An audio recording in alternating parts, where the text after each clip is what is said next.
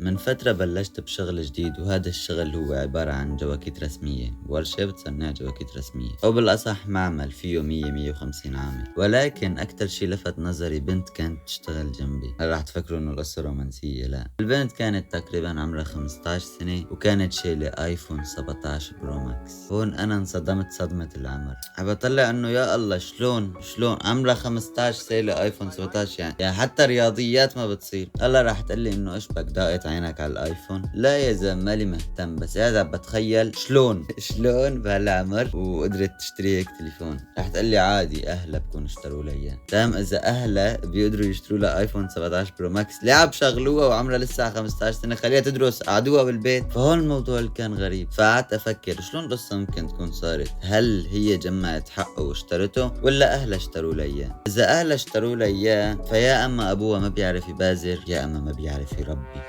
يعني عم بتخيل السيناريو اللي صار هيك. اجت امها تفيقها على الشغل، قالت لها ما بدي اروح على الشغل الا تجيبوا لي ايفون 17 برو ماكس. قالت لها ايش بك؟ قالت لها ايفون 17 برو ماكس. قالت لها دقيقه رح اقول لابوكي، ما بعرف اذا بجيبه ولا ما بجيبه. قومي ولك. قالت لها ما بتحرك من التخت الا تجيبوا لي ايفون 17 برو ماكس. قالت لها لك ايش عم بحكي معك؟ قومي من هون، قومي روح على الشغل. المهم البنت عاندت، والام قررت تصيح للاب. فالاب هو مزعوج وراح لعند بنته. الام قالت للاب هي بنتك ما بدها تروح على الشغل الا تجيب لها ايفون 17 برو ماكس اللي حقه $1500. الاب طلع هيك، هلا بدك ايفون 17 برو ماكس؟ قالت له لا خلص،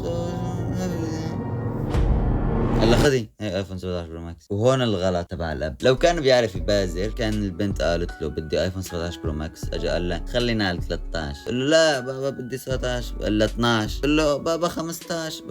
بالاخير بتفقوا على 13 او على 14. ولو كان بيعرف يربي، كان اشترى له جي 2. هي بالنسبه اذا اهلها اشتروا له اياه. اما بالنسبه اذا هي اشترته لحالها، ما بعرف راتبها بالضبط، بس اتوقع $500-600، والايفون حقه $1400. فاذا اشترته بجهدها وتعبها، فهي وصلت لإنجاز كتير كبير. يعني بنت بعمر ال15 تشتري هيك تليفون بهالراتب بهالسعر، والله انجاز. ايش نكذب على بعض؟ بدك يا بهالعمر تفتح مشروع ولا تفتح الاندلس مثلا؟ يا زلمه محمد الفاتح اللي بضربوا فيه المثل فتح القسطنطينيه بعمره 18 16، يعني لسه في 3 سنين. لو كان الله كان اشترى ايفون عجب، ولا كان فتح له شي بلد. اما لو كانت هي البنت شاب عمره 18 19 سنه، ممكن يكون في واحد من اللي قاعدين عم يتفرجوا الفيديو هيك وعمره 20 سنه 21 سنه، راتبه اقل من سعر الايفون 17 برو ماكس، وراح اشترى الايفون 17 برو ماكس. انت بالذات انت ما بعرف ايش هلا رح تقلي الايفون حلو وما بعرف ايش وكذا. معك حق، الايفون حلو، بس انت المو حلو حبيبي. اذا في ناس طالعوا $10,000 بالشهر، وكل سنتين 3 شي يغيروا تليفونهم مره. انت اللي يا دوب بتطالع $1000 بالشهر قاعد بتغير لي تليفون كل ما بنزل تليفون جديد. الناس اللي ببدلوا تليفونات هيك كتير بقول لك انا بحب التليفونات، الايفون بيستاهل، ما بعرف ايش وكذا وكذا وكذا. ايوه معك حق، معك حق، بس بكره لما تيجي بدك تتجوز ما في معك ولا ليره، يبقى تا احكي معي. تمام، راح احط لك الانستغرام وانتهى، بعت لي. وبكره ان شاء الله بتسحر لك فرصه مشروع، بيجي واحد من رفقاتك بحكي لك عليها، بتكون محتاج لمصاري وما في معك مصاري. ليه؟ لانه اشتريت الايفون انت. فبداك الوقت كمان تا احكي معي. طبعا لا تحكي معي مشان تتدين، احكي معي قال لي شد الايفون حلو اغريني فيه. في شغله يمكن واحد يجي يقولها، يشتري تليفون ايفون 17 برو ماكس، والمعلم عنده بالشغل او المدير يكون تليفونه اقل من هيك. فايش بقعد بقول لك انا تليفوني احسن من تليفون معلمي، انا احسن من معلمي. فهمت شلون؟ طبعا انت مبسوط لانك شايف حالك معلمك شايل تليفون احسن منه، لكن صدقني المعلم مبسوط اكتر. ليه مبسوط اكتر؟ لانه هو عارفان اي راتب انت عم تاخده قاعد عم تصرف على شغلات فاضيه. فانت مستحيل تقدر تترك شغله وتصير احسن منه، او تصير احسن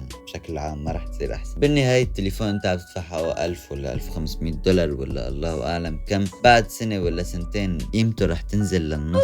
انت متخيل؟ فانت فعليا قاعد بتحرق مصراتك مع الوقت. طبعا ما قاعد بقول انه الايفون وسخه والايفون زباله وكذا، لا. انا بذاتي انا اللي قاعد بقول لك هيك، انا بدي اشتري ايفون. وهل بدي اشتري ايفون 17 برو ماكس؟ لا، بدي اشتري 15 برو. ليش 15 برو؟ لانه فيه وصلة تايب سي، ولانه مو كتير قديم ولا له كتير حديث. فما له حديث لدرجه انه يكون غالي مبالغ فيه، ولا له قديم كتير بحيث انه يكون جربان. فذهب. وفي شغله كتير مهم الناس وقت اللي بدفعوا مصاري ما بركزوا فيها، مشان هيك بروحوا مصراتهم كتير على شغلات تافهه. ويا الله شد بشوف من هاي الامثله، واللي هي لما بتصرف لا تفكر بالمصاري، فكر بالجهد. لما تكون راتبك $1000 وبتشتري تليفون حوالي 1500 $، ما تفكر انه $1500 بتروح وبترجع كلها مصاري بالنهاية. فكر انه انت رح تشتغل كل يوم لمدة شهر كامل بس من شان هاي القطعة اللي بتحطها بجيبك، اللي ممكن مع الوقت تفقد قيمتها مثل ما حكينا، ممكن تنكسر وممكن تنسرق. ركز بهذا الشيء. صدقني اذا بتفكر بالشغلات قبل ما تشتريها بهالتفكير تعرف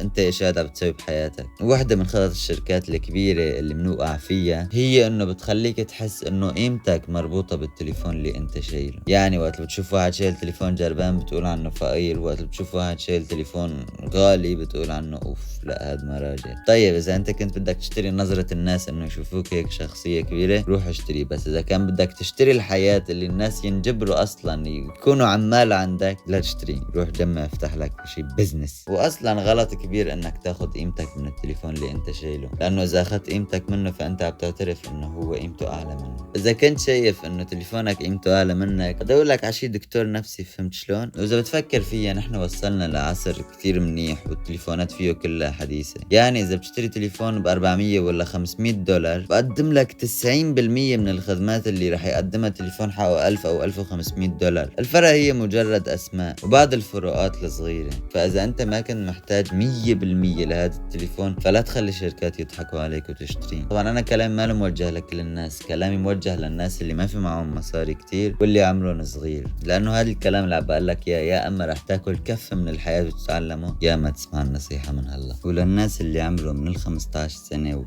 وانت طالع لحد 25 او كذا، هذا العمر هو عمر الاستثمار بالنفس مو عمر الايفونات. يعني $1500 لو تروح تحطها على شيء تتعلمه مثل مهارة او لغة جديدة، هاي $1500 مع المستقبل رح تصير عشرات آلاف الدولارات. لكن إذا بتحطها بالآيفون فبعد 2-3 رح تصير $500 أو $700. فعرف وين تحط مصراتك وعرف وين تحط اللايك والاشتراك، وسلام.